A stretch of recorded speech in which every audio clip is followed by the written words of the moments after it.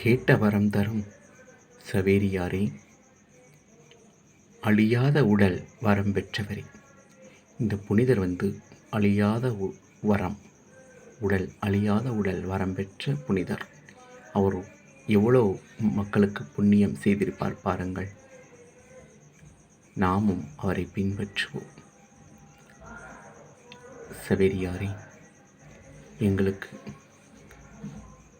வருகின்ற நோய் நொடிகளை எல்லாம் நீக்கி உமது பாதத்தில் வைத்து எங்களை பாதுகாத்து அரவணைத்து படிக்கின்ற குழந்தைகளை நீர் ஆசீர்வதியும். பெரிய பிள்ளைகள் பெற்றோருக்கு கீழ்ப்படிந்து நல்ல பிள்ளைகளாக வாழவும். எத்தனையோ மக்கள் குடித்து சீரழித்து கொண்டிருக்கிறார்கள் குடும்பத்தை. அதனால் சிறு பிள்ளைகள் கஷ்டப்படுகிறார்கள்.